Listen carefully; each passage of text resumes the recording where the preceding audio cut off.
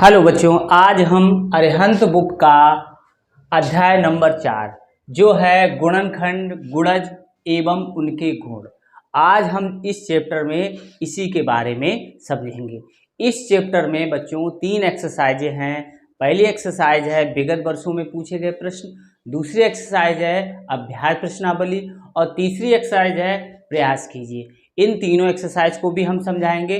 पहले हम इस चैप्टर के बारे में समझते हैं, इसका कॉन्सेप्ट क्या है वो हम समझते हैं। देखो बच्चों, देखो गुणनखंड, गुणज एवं उनके गुण, इसको अंग्रेजी में कहते हैं फैक्टर्स। गुणनखंड को फैक्टर्स, फिर मल्टीपल, गुणज को एंड देयर प्रॉपर्टीज यानी उनके गुण।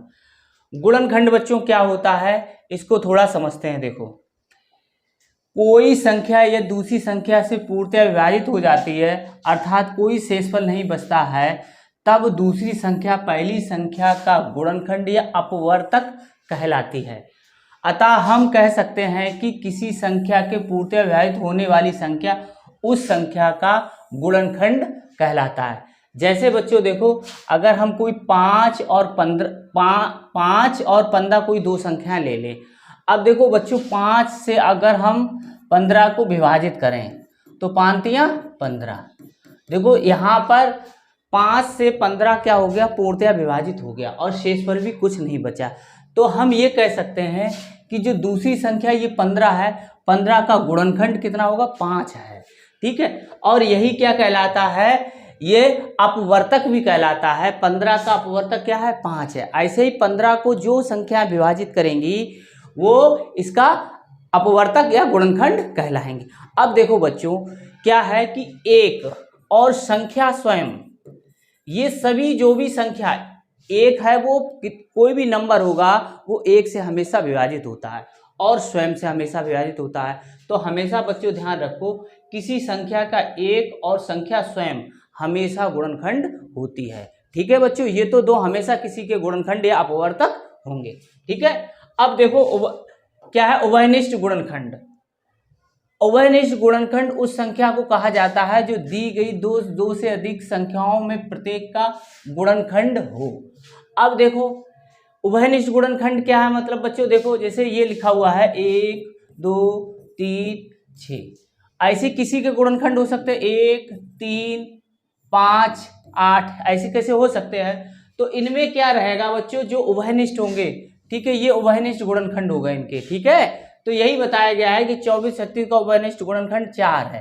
ठीक है, 4 है क्योंकि 4 24 को भी विभाजित करता है और 36 को भी विभाजित करता है। जैसे अगर हम 24 के और 36 के ये निकालें गुणनखंड, तो 1 होगा पहले, फिर 2 होगा, फिर 3 8 24, फिर 4 से भी विभाजित होगा, 4 6 24, फिर 6, फिर कितने से विभाजित होगा, ये 8 से भी विभाजित होगा। ठीक है, और फिर ये 3 दूनी 6 हो गया, 6 से भी विभाजित है, ये 6 से भी विभाजित है। ठीक है, फिर 4 तियां 12 से विभाजित है और 24 से विभाजित है। ठीक है, ऐसे ऐसे ये देखो, 1 से होगा, 2 से होगा, 3 से भी है।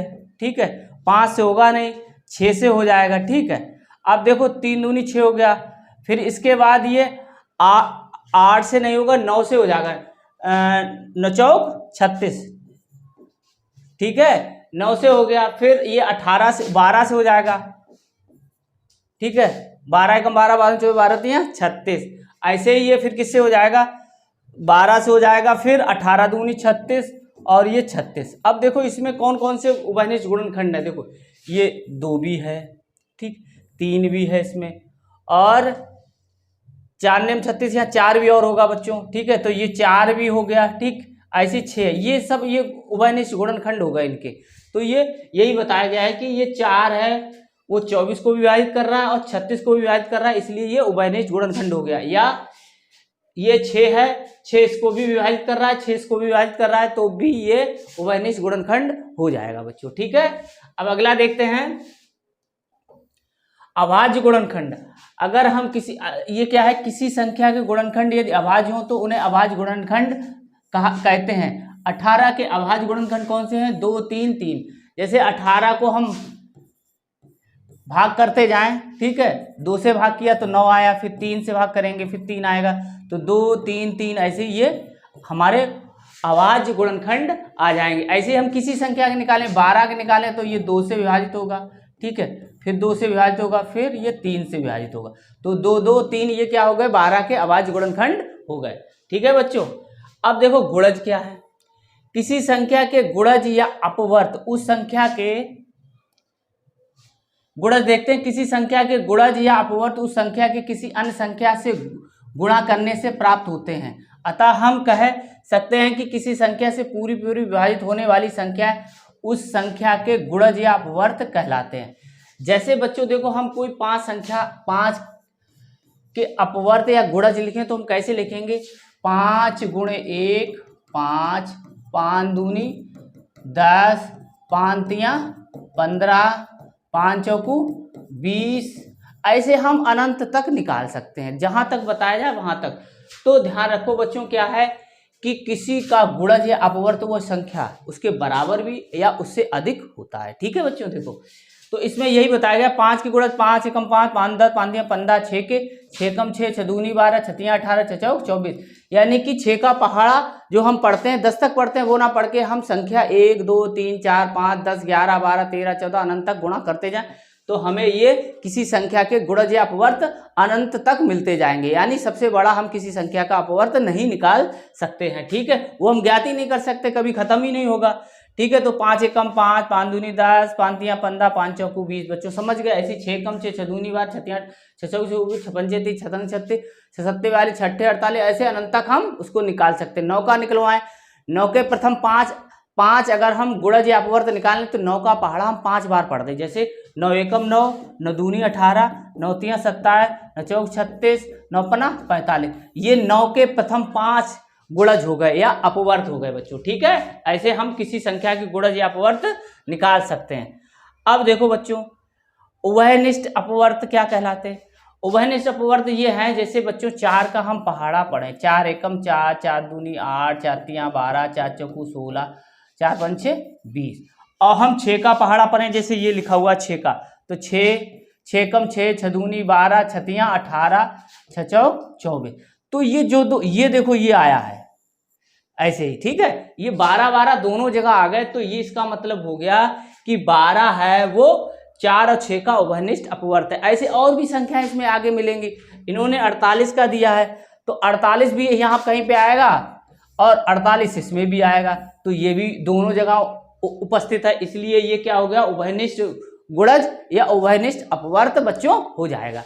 तो हम ये दोनों के पहाड़े में आ जाए वो गुणज या अपवर्त होगा उभयनिष्ठ। ठीक है बच्चों, अब आगे देखते हैं।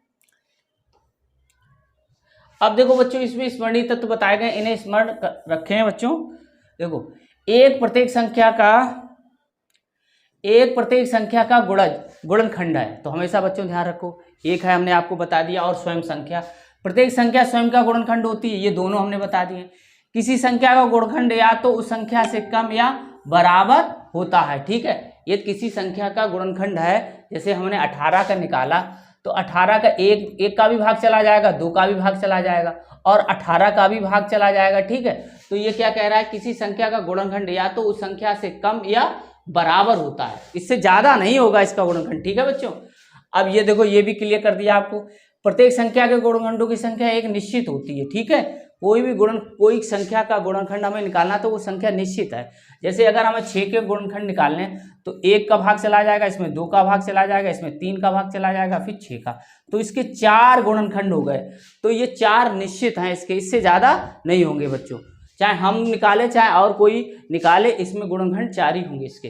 ठीक है बच्चों, अब क्या बताया, किसी संख्या का गुणज उस संख्या प्राकृतिक संख्या का गुणनफल होता है। देखो वही हमने बता दिया था कि जैसे गुणज या अपवर्त निकालना है तो 1 का गुणा करें 5, फिर 5 में 2 का गुणा करें तो 10, तो ये जो संख्या आएंगी यहाँ पे ये क्या है, प्राकृतिक संख्या है। यानी कि ये कह रहा है कि किसी संख्या का गुणज उस संख्या, वो संख्या यहाँ 5 लिखा हो सकता है, 6 लिखा हो सकता है, 10 लिखा हो सकता है, 20 लिखा हो सकता है, 50 लिखा हो सकता है, और प्राकृतिक संख्या ये हो गई का गुणनफल है। ठीक है बच्चों, प्रत्येक संख्या स्वयं का गुणज होती है। 5 है वो 5 का गुणज हमेशा होगी, 6 है तो 6 का गुणज होगी। ठीक है, हाँ, तो किसी संख्या का गुणज या तो उसके बराबर या उससे बड़ा होता है। देखो 6 का निकालना तो 6 आ जाएगा, फिर 12 आ जाएगा, उसके बराबर या उससे अधिक होता, उससे कम नहीं होगा बच्चों, ठीक है।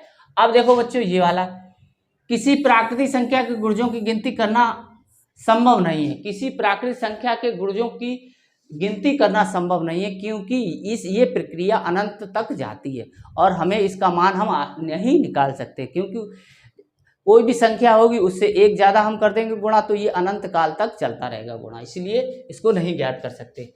अब देखो ये है उदाहरण, 8 के सभी गुणनखंड लिखिए। अब 8 के गुणनखंड का मतलब बच्चों हो गया कि 8 में किस किस का भाग जाएगा, 8 में किसका भाग जाएगा, तो यही आपको करना है। देखो 1 का भाग चला जाएगा, 5 का भाग नहीं जाएगा, हटा दो। इसमें देखो 1 का भाग चला जाएगा, 2 का भाग चला जाएगा, 4 का भाग चला जाएगा, 8 का भाग चला जाएगा, ये हो सकता है, ठीक है। देखो इसमें 6 का भाग नहीं जाएगा, हटा दो। इसमें 7 का भाग नहीं जाएगा, हटा दो। तो हमारा क्या होगा, 8 के सभी गुणनखंड कौन से को, 1 2 4 और 8 हो गए, ठीक है बच्चों। अब देखो ये वाला देखें, 6 के प्रथम 5 गुणज लिखिए। तो 6 के प्रथम 5 गुणज का मतलब है 6 का पहाड़ा हमें 5 तक पढ़ना है, या 6 कम 6 6 दूनी 12 6 3 18 6 चौक 24 6 5 30, ये जो सब 5 तक हमने पहाड़ा पढ़ा, ये सभी हमारी संख्या होंगी, वो 6 के गुणज होंगी। तो 6 कम 6, इसमें तो है नहीं 12 तो हटा दो, इसमें भी नहीं है, इसमें भी नहीं, तो इसमें है 6 दूनी 12 6 3 18 6 चौक 24 6 5 30, ठीक है। अब देखो 12 और 16 के उभयनिष्ठ गुणनखंड कौन कौन से हैं, इसका मतलब ये है कि उस संख्या का इसमें भी भाग चला जाए, इसमें भी चला जाए। देखो 1 का भाग इसमें जा रहा है, इसमें जा रहा, 3 का भाग इसमें जा रहा है, इसमें नहीं जा रहा, हटा दो। दूसरा ले लो, इसमें 1 लिखा नहीं है बच्चों, ठीक है, तो ये नहीं होगा। 1 का इसमें जा रहा है, 2 का भाग जा रहा है और 4 का भी जा रहा है, ठीक है, तो ये हो जाएगा बच्चों, इसमें 5 का भाग नहीं जाएगा। तो हमारे कौन कौन से हो जाएंगे, 1 2 4, ठीक है बच्चों। अब देखो ये देखो इसमें के अभाज्य गुणनखंड कुल कितने होंगे। देखो अभाज्य, पहली बात तो हमें यहाँ पर ये संख्या देखनी होती है, ये अभाज्य है कि नहीं। देखो ये यहाँ पर अभाज्य संख्या नहीं है, ये 9 है, तो हम क्या करेंगे, देखो 7 पे पावर 5 लिखा हुआ है, ठीक है, और 9 पे पावर 7 लिखा हुआ है, और 11 पे पावर 9 लिखा हुआ है। तो अब इसको बदलने, ये तो है ही, ठीक है, तो 3 पे घात 2 और ये 7 और 11 पे पावर 9, तो ये कितना आ जाएगा बच्चों, देखो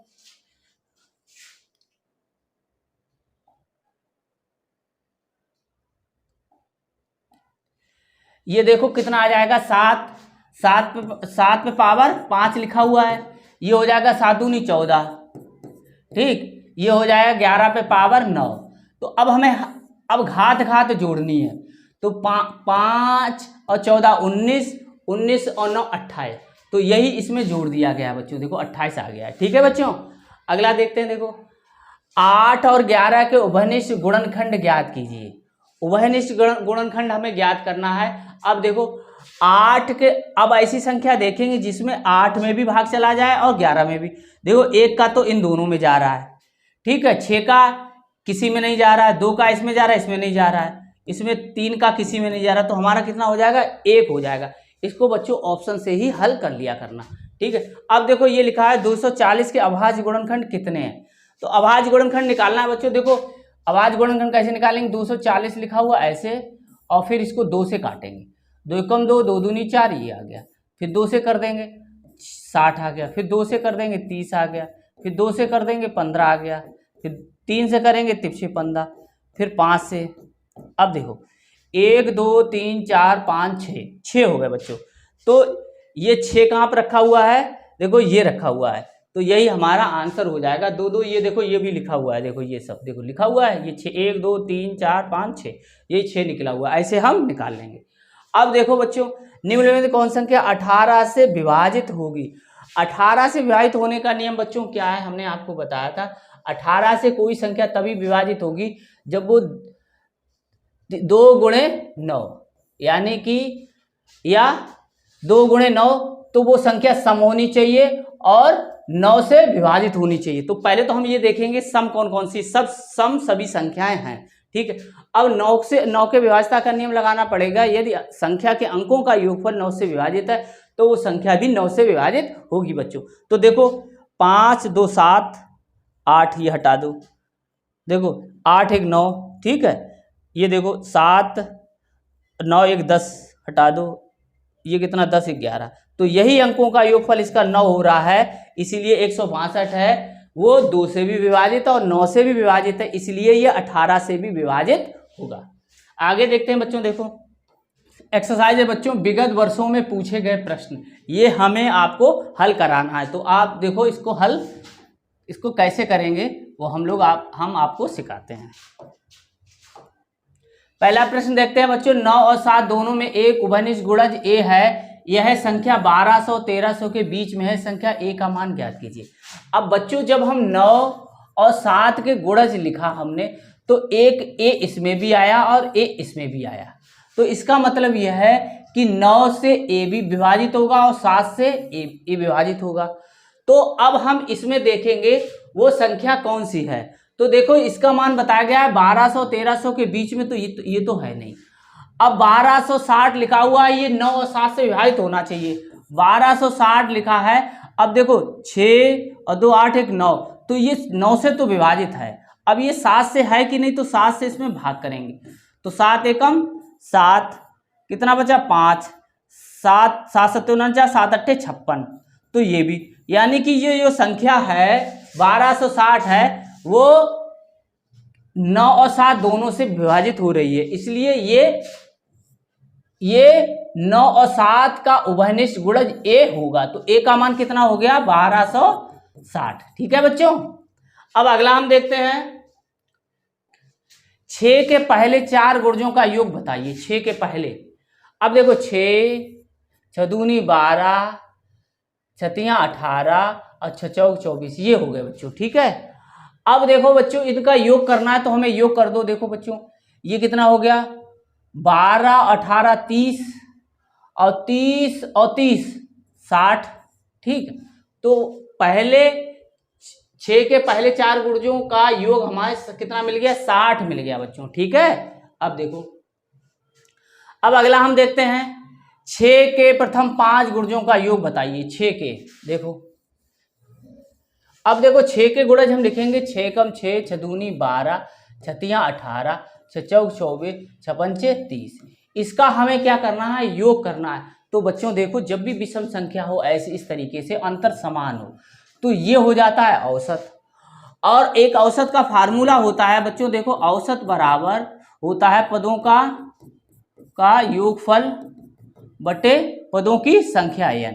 तो जब हम पदों का योग निकालेंगे तो औसत में उस संख्या का गुणा कर देंगे। इसमें विषम संख्या है इसलिए 2 इधर हो गए 2 इधर, यही बीच में पड़ेगी। तो कितनी संख्या है 5, तो 5 का गुणा कर दो तो 90। इनका योग कितना आ गया बच्चों 90 हो गया। तो 6 के 5 गुणजों का योग हमें कितना प्राप्त हो गया 90। ऐसे ही देखो ये है 6 के प्रथम 5,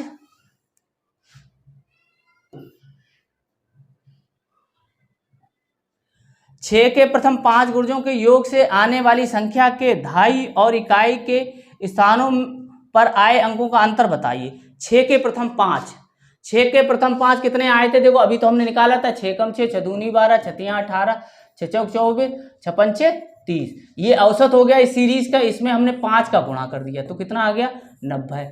अब इन दोनों का अंतर कितना हो जाएगा बच्चों 90, इकाई और दहाई ये होगा, इकाई ये दहाई ये, तो 9 डिफरेंस 0, तो कितना आ जाएगा 9 आ जाएगा बच्चों। तो कौन सा है ये वाला हो जाएगा। अगला देखते हैं, देखो बच्चों 13 के प्रथम 7 गुणजों का योग किसके निकटतम है। अब 13 का 7, अब देखो हम 13 एकम 13, 13 दूनी 26, 33 39, 13 चौकू 52, 13 पंचे 65, 36 78, 63 91 हो गया। अब देखो बच्चों इसमें बीच वाला ये पड़ेगा, तो इसमें 7 का हम गुणा कर दें। ठीक है, तो कितना आ जाए 7 दूनी 14, हासिल है 1 7 पना 35 और 1 36, 364 बच्चों आ जाना चाहिए। देखो 364 का 300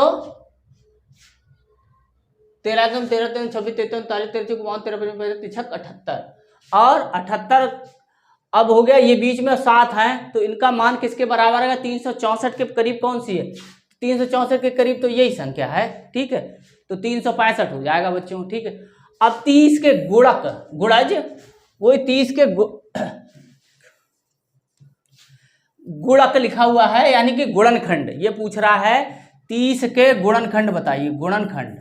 ठीक है, तो 30 में कौन कौन संख्या का भाग जा रहा है, तो हम ये देखते हैं। देखो इसमें एक नहीं है तो हटा दो, एक इसका होगा। अब एक का भाग जाता है, 2 का भाग चला जाएगा, 3 का भाग चला जाएगा, 5 का भी चला जाएगा, तो इसमें 5 है नहीं। अब देखो इसमें 5 है और 6 भी आना चाहिए, इसमें 6 नहीं है तो ये भी नहीं, तो ये कौन सा हो जाएगा, ये 1 का, 2 का चला जाएगा, 3 का भाग चला जाएगा, 5 का, फिर 6 का, फिर 10 का, फिर 15 का, फिर 30 का। तो ये हमारा हो जाएगा 30 के गुणनखंड कौन से होंगे, 1 2 3, या अपवर्तक कौन से होंगे, ये वाले होंगे। एक संख्या जो है 50 से कम है और 7 का गुणज है और कुल 3 गुणनखंड है, वो संख्या बताइए।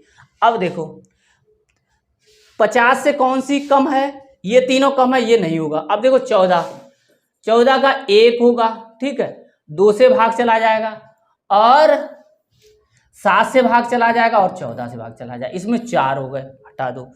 42 देखो बच्चों, इसमें 1 का भाग चला जाएगा, 2 का भाग चला जाएगा, 3 का भाग चला जाएगा और 6 सत्ते 6 का भाग चला जाएगा, ठीक है, और यहाँ पर 3 गुणज होने चाहिए, तो ये भी नहीं होगा बच्चों, ठीक है, इसमें 4 हो गए। फिर 7 का भी चला जाता, फिर और 42 का तो चला ही जाता, तो 3 से ये ज़्यादा हो गए बच्चों, ठीक है। तो हमने समझ लिया कि ये यहाँ तक ज़्यादा हो गए, तो ये नहीं होगा। अब अगला है 49 बचा है, तो देखो 1 से भाग चला जाएगा, 7 से भाग चला जाएगा और 49 से भाग जाएगा, तो यही हमारा हो जाएगा कि वो संख्या कौन सी होगी, 49 बच्चों होगी। अगला हम देखते हैं बच्चों, देखो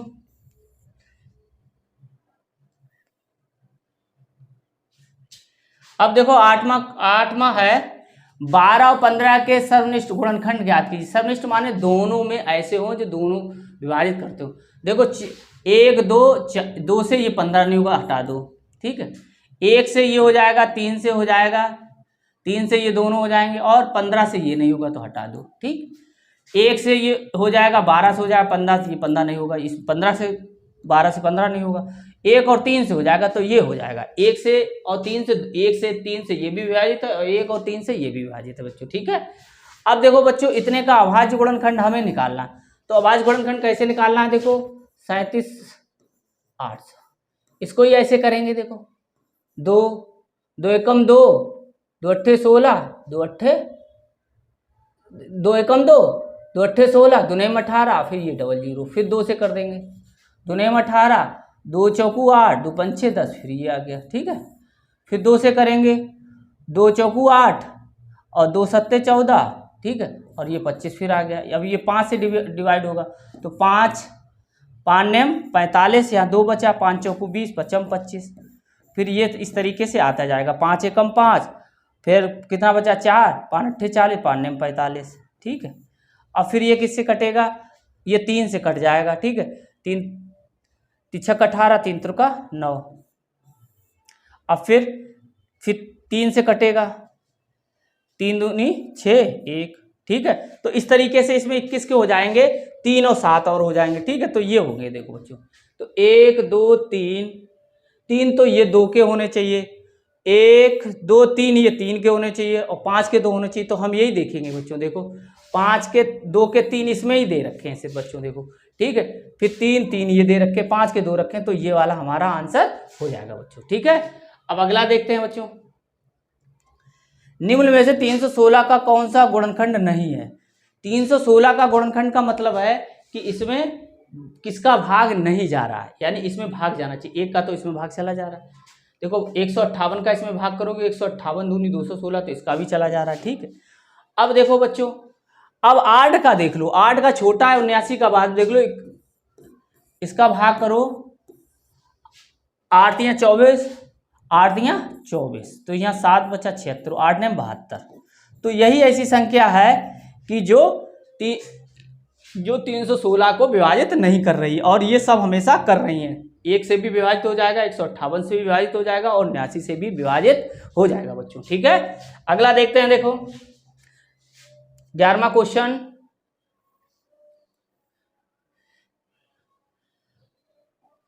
अब बच्चों देखो ये देखो रखा हुआ है, यहाँ 4 है और सब जगह अभाज्य, तो यही बदल लेंगे। 4 पे पावर 11 का मतलब क्या हो गया, 2 पे पावर 2 और 11, तो ये कितना हो गया, 2 पे पावर 22, तो ये 22। अब देखो 22 ये हो गया, प्लस 5 ये हो गया, ऊपर वाला देखेंगे ये घात, ये 3, ठीक है, और ये इसकी वजह से यहाँ 22 हो गया बच्चों। देखो अब इसको जोड़ लेंगे, 5 और 3 8, ये 30 हो जाएगा बच्चों। कितना हो जाएगा? 30। तो अभाज्य गुणनखंडों की संख्या कितनी हो गई? 30 हो गई बच्चों। इस पर भी हमने आप वीडियो बनाया है, आप उसमें प्लेलिस्ट में जाके आप देख लेना। अब जो 30 के सभी गुणनखंड कितने होंगे? 30 के, तो 30 के गुणनखंड कैसे होंगे? जो 30 को विभाजित करेगा वही गुणनखंड होंगे उसके। तो 30 के कैसे? देखो 1 का भाग चला जाएगा, 2 का भाग चला जाएगा, 3 का भाग चला जाएगा, फिर 4 का जाएगा नहीं, 5 का चला जाएगा, फिर 6 का चला जाएगा, ठीक है। फिर अब देखो, फिर 12 फिर चला जाएगा, फिर देखो ये जाएगा 15 से, और फिर ये 30 से, इन्हीं से जाएगा। देखो बच्चों 1 से, 2 से, 3 से, 5 से, 6 से, 7 से जाएगा नहीं, 8 से जाएगा, 9 से जाएगा नहीं, और 10 से और चला जाएगा बच्चों, 10 और फिर 15 से जाएगा, फिर 30 से हमेशा जाएगा। तो कितना होगा? देखो 1 2 3 4 5 6 7 8 हो गए बच्चों। तो ये हमारा 8 इसमें ये आंसर रखा हुआ। इसको इसी तरीके से कर लेना, जितनी संख्या से ये विभाजित होगी वो सब इसके गुणनखंड होंगे। अब 45 के गुणनखंड बताइए। 45 के तो सीधा सा मतलब है कि उससे विभाजित होना चाहिए। इसमें 7 से ये विभाजित नहीं, इसलिए हटा दो। देखो 1 से विभाजित है, 3 से विभाजित है, 5 से विभाजित है, 6 से विभाजित नहीं है, हटा दो। ऐसी 1 से विभाजित है, 3 से विभाजित है, 5 से विभाजित है, 9 से विभाजित है, 15 से विभाजित है, 45 से, ये हो सकता है। अब इनमें देखो 6 से नहीं है, और ठीक है, और 8 से नहीं है, तो ये नहीं होगा। तो हमारा आंसर हो जाएगा बच्चों 13 का तीसरा। अब देखो 14 देखते हैं।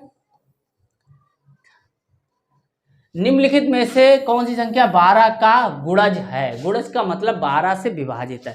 तो 12 बारियों बच्चों कितना होता है? 12 का वर्ग रखा हुआ है 144। ये हमें याद होनी चाहिए, तो यही हमारा हो जाएगा बच्चों, ठीक है। निम्नलिखित में से कौन सी संख्या अभाज्य संख्या? अभाज्य संख्या 6 है नहीं, 5 है, 12 नहीं है, और 9 भी नहीं, ठीक है बच्चों। तो ये 5 हो गई। निम्नलिखित में से कौन सी संख्या भाज्य है? भाज्य माने किसी न किसी संख्या से विभाजित हो रही है। तो पहली संख्या देखो 1 2 3, ये किससे विभाजित होगी? ये 3 से हो जाएगी बच्चों। देखो 3 2 5 6, इसका योग 6 है, और 3 का बच्चों नियम भी हमें पता है कि यदि किसी संख्या के अंकों का योगफल 3 से विभाजित है तो वो पूरी संख्या 3 से विभाजित होगी। तो इसलिए ये 3 से विभाजित है, तो और हमें चेक करने की जरूरत भी नहीं है, ठीक है। वो छोटी छोटी संख्या क्या है जिसे इतने से गुणा करने पर 112 का गुणज प्राप्त हो? तो ये कह रहा है कि 72 में हम किसी संख्या का गुणा कर दें तो ये 112 से कट जाना चाहिए, ठीक है बच्चों। यही तो मतलब हुआ 112 का। ये इसमें कौन सी संख्या का गुणा करें वो 112 का गुणज प्राप्त हो जाए। तो अब देखो 8 से 8 ने 72, और इधर करेंगे 8 एकम 8, 8 चौकू 32। अब देखो बच्चों, अब ये आपस में नहीं कट रहा। अब ये यहाँ 14 नहीं होता तो क्या होती? ऊपर वाली संख्या विभाजित होती। तो इसका मतलब x का मान क्या होना चाहिए? 14 हो जाएगा। तो ये आपस में कट जाएंगे, तो ये 112 से विभाजित हो जाएगी ऊपर वाली संख्या। तो हमारा कितना हो गया? 14 हो गया बच्चों, ठीक है। अगला देखते हैं 18। निम्नलिखित में से कौन सी संख्या 1 से 17 के बीच की सभी अभाज्य संख्याओं से विभक्त होती है? अब देखो बच्चों, अब हमें ये पता होना चाहिए 1 और 17 के बीच की कौन कौन सी अभाज्य संख्या होती है। अभाज्य संख्या सबसे छोटी अभाज्य संख्या होती है 2, फिर 3, फिर 5, फिर 7, फिर 11, फिर 13, फिर 13 के बाद 17, ठीक है बच्चों। ये और 17 के बीच पूछी, इसको हटा दो। अब देखो ये संख्या 2 से विभाजित नहीं, इसे हटा दो, ये भी नहीं, हटा दो। अब देखो बच्चों, ये संख्या 2 से विभाजित है, ये भी विभाजित है, तो इससे हो गया। अब 3 से देखो तो 4 एकम 4 दूनी 8, 4 3 12, 4 चौकू 16, ये 16 हो गया। तो इसका मतलब ये 3 से विभाजित नहीं है, क्योंकि इसकी संख्या के अंकों का योगफल 3 से विभाजित नहीं है, इसलिए ये संख्या 3 से विभाजित नहीं होगी। तो अब यही बची है, देखो 6 6 12, ये 12 है, तो ये संख्या 3 से विभाजित हो जाएगी। तो हमारा कौन सा हो गया? 18 का हमें चौथा काला करना है बच्चों। अब देखो निम्न में से कौन सी संख्या 45 से विभक्त है? अब 45 का हमें सीधा रूल नहीं पता है बच्चों, लेकिन हमने आपको बताया इसको तोड़ के लिख सकते हो। कैसे? 5 नेम 45, 5 का नियम पता होना चाहिए और 9 का नियम। 5 का नियम क्या होता है? 0 या अंत वाली संख्या वो 5 से विभाजित हो, और 9 का नियम क्या है? अंकों का योगफल 9 से विभाजित है तो वो संख्या भी 9 से विभाजित होगी। अब देखो 5 से सभी संख्याएं इसमें विभाजित हैं, देखो सब में 0 और 5 है, ठीक है, इसलिए अब देखो तो यहाँ 5 0 या 5 होना चाहिए, ठीक है बच्चों। अब देखो इसको योग करते 9, फिर 9 हो गया, ये काट दो, 6 5 11 12, तो ये 9 से डिवाइड नहीं होगी। ऐसे देखो 2 दूनी 4, 4 और 6 10 18 ये हो जाएगी, ठीक। अब देखो 3 3 6 और 9 ये हो गए, और 6 तो 8 ये नहीं होगी, ठीक है। इसके अंकों का योगफल 9 से विभाजित नहीं होगा। 2 दूनी 4 और 4 और 3 7, 7 और 10 17 हो गया, तो ये भी विभाजित नहीं। तो हमारी कौन सी निकली? 19 का तीसरा जो होगा वो 45 से पूर्णतः विभाजित होगा, क्योंकि ये 5 से भी विभाजित है और 9 से भी विभाजित है। 5 का नियम 0 या 5 होना चाहिए लास्ट में, ठीक है बच्चों। अब देखो 75 के अभाज्य गुणनखंड निकालिए। तो 75 के अभाज्य गुणनखंड कैसे निकालोगे? 75 ऐसे लिखोगे बच्चों, 75 और 3 का भाग कर दो या 5 का भाग कर दो, ठीक है, 5 का कर दो, 5 है तो बाद में 5 का, तो 5 एकम 5 पचम 25 तिपछे 15, तो ये हो गए 3 गुणे 5 गुणे 5, ये कहीं लिखा हुआ है 3 गुणे 5 गुणे 5, ये हो जाएगा बच्चों, ठीक है। अब देखो ये कह रहा है 21 है, 40 से छोटे 5 के गुणज बताइए। तो गुणज हमें पता होना चाहिए, ठीक है। देखो अब 5 का पहाड़ा हम पढ़ेंगे वो 40 से कम होना चाहिए, तो 5 सत्ते 35 होता है, तो 5 में हम 7 का गुणा करेंगे तब 35 प्राप्त होगा, 5 में 8 का गुणा करेंगे तो 40 प्राप्त होगा। इसका मतलब थोड़ा समझ लो, ये 7वां गुणज है, ये 8वां गुणज है, और इसमें 9 का गुणा कर देंगे तो 9 पना 45, तो ये 9वां गुणज है। ये 45 जो है वो 9वां गुणज है, ये 8वां गुणज है, ये 7वां गुणज, ऐसे ही आते जाए। लेकिन उसने बताया 40 से छोटा, तो 40 से छोटा हमारा ये वाला होगा 35, और 35 में कितने का गुणा करना पड़ा? 7 का, यानी 7वां गुणज हो गया, तो 7 गुणज हो जाएंगे बच्चों।